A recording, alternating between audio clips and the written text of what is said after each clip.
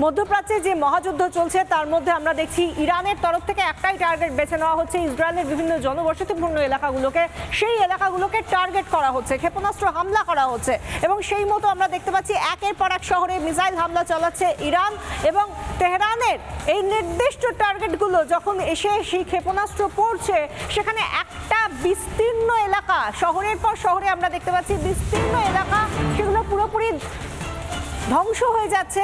বসতি এলাকায় মিসাইল নিক্ষেপ ইরানের, বিস্ফোরণে ক্ষতিগ্রস্ত একাধিক বাড়ি, দাউ দাউ করে বাড়িতে জ্বলছে আগুন, আতঙ্কে বাড়ি ছেড়ে রাস্তায় বাসিন্দারা, আতঙ্কে বাড়ি ছেড়ে রাস্তায় এদিক ওদিক দৌড়চ্ছেন সাধারণ মানুষ। কোন দিকে যাবেন, কোথায় পালাবেন বুঝতে পারছেন না, কারণ যেদিকেই তাকাচ্ছেন সেদিকেই তো ধ্বংসের ছবি, অন্যদিকে আগুন জ্বলছে, যাবেন তো কোথায় যাবেন? আমরা দেখতে পাচ্ছি একাধিক জায়গায় দাউ দাউ করে আগুন জ্বলছে, গাড়িগুলো নষ্ট হয়ে রয়েছে, রাস্তায় পড়ে রয়েছে ধ্বংসাবশেষ।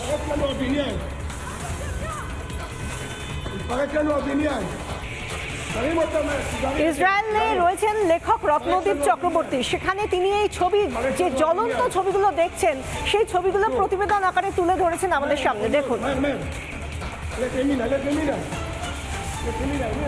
আমি এখন সেন্ট্রাল তেল আভিভে আছি। আমি এমন একটা জায়গাতে আছি যেটা দুদিন আগে এখানে একটা মিসাইল পড়ে এলাকাটা কিন্তু পুরোপুরি নষ্ট হয়ে গেছে। আমি আপনাদের দেখাচ্ছি, সামনে আপনি দেখছেন এখানে একটা বিল্ডিং, এখানে প্রায় একটা মিসাইল দুদিন আগে পড়েছে এবং বিল্ডিংটা পুরো ভেঙে চুরমার হয়ে গেছে। এখানে যারা থাকতো নাগরিকরা তাদেরকে কিন্তু এখান থেকে বার করে নিয়ে চলে এসছে এবং তারা অন্য জায়গায় চলে গেছে। এবং এই মিসাইলের জন্য কিন্তু আমি আপনাকে যদি ওই দিকটা দেখাই, ওই দিকটা আপনি কিন্তু দেখতে পাবেন কিন্তু পুরোপুরি ভেঙে চুরমার হয়ে গেছে। ওখানে অনেকে নাগরিকরা বাস করতো এবং তাদেরকেও এখান থেকে বার করে নিয়ে আসা হয়েছে। একটু আমি ওই দিকটা ক্যামেরাটাকে প্যান করে দেখাবো আপনাদেরকে। ওইখানটা আপনি দেখুন, বিল্ডিংটা যথেষ্ট মজবুত লাগছে, কিন্তু যখন মিসাইলটা পড়েছে বিল্ডিংয়ের যতটা স্ট্রাকচার আপনি দেখতে পাচ্ছেন ওপর থেকে নিচ অবধি কিন্তু সবই ভেঙে পড়ে গেছে, সবই কংক্রিট, সবই কাঁচ একেবারে ভেঙে নিচেই পড়ে গেছে একেবারে। এবং এই এলাকাটা কিন্তু অনেকেই যারা সাধারণ মানুষ আছে, বেশিরভাগ যারা ইয়াং জেনারেশন, তারা কিন্তু এখানে সে চা কফির জন্য খেতে অনেকেই এখানটায় আসেন। এবং যে ক্যাফে যেখানে আছে এখানে কিন্তু প্রায় পুরো যে ক্যাফে, যে কালচারের ওখানটা সবই কিন্তু বন্ধ হয়ে এখন পড়ে আছে। যত ক্যাফে ছিল এখানে সবই কিন্তু ক্যাফে আজকের আমরা দিনে দেখছি প্রায় বন্ধ, এবং যত লোক যাতায়াত করে এই রাস্তা দিয়ে ওই লোকরাও কিন্তু আজকাল যাতায়াত করা বন্ধ করে দিয়েছে। আমরা দেখাচ্ছিলাম যেখানে লেখক গবেষক রত্নদীপ চক্রবর্তী তুলে ধরেছেন কফি শপের বাইরে যে মিসাইল হানা, তার জেরে কফি শপের কি অবস্থা হয়েছে সেই ছবি দেখাচ্ছিলেন। এবং শুধু কফি শপই নয়, একটার পর একটা জায়গায় ইসরায়েলে যখন ব্যালিস্টিক মিসাইল হামলা করছে ইরান, আতঙ্কে দিন কাটছে ইসরায়েলিদের।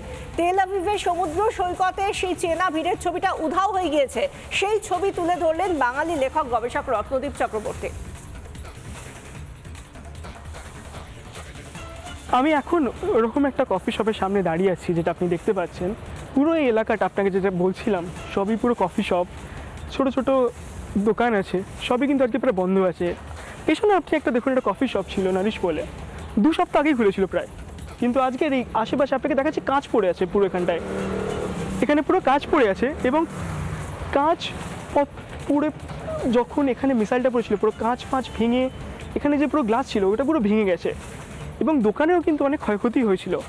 কিন্তু এই জন্য এখন এই দোকানটা প্রায় বন্ধ করে দেওয়া হয়েছে এবং আপনি দেখতে পাচ্ছেন এখানে লেখা আছে নারিশ উইল বি ব্যাক, কারণ এখনের জন্য এই দোকানটা প্রায় বন্ধ আছে। এবং শুধু এইটা না, পুরো ওই দিকটা আপনাকে যদি একবার দেখাই, সবই কিন্তু দোকান সবই আজকের বন্ধ করে আছে এবং যতটা সম্ভব লোক এখানে কিন্তু কম যাতায়াত করছে এবং যতটা যাতায়াত করতো, এখানে আসতো, এখানে কফি শপে আসতো, সবই কিন্তু প্রায় আজকে বন্ধ হয়ে গেছে। আমি এই মুহূর্তে তেল আভিভ সমুদ্রের একটা কিনারায় আছি এবং আমরা দেখছি যে যতটা লোক অন্য দিনে আসে আজকের কিন্তু অনেকটাই কম এসছে। কিন্তু অনেক আমরা ভাবি যখন ইরান হামলা করছে, মিসাইল আসছে, আজকেও যেমনি 2খানা মিসাইল পড়েছিল একটা হাসপাতালে আর একটা ডেন্স সিভিলিয়ান পপুলেশনের এলাকাতে, কিন্তু তাও আজকে লোক যদিও কম এসছে কিন্তু একেবারেই যে নেই তা বললে চলবে না, অনেকেই এসছে এবং দেখতে পাচ্ছেন অনেকটাই কিন্তু লোক আজকে কম আসা সত্ত্বেও কিন্তু এসেছে, এমন না যে আসেনি।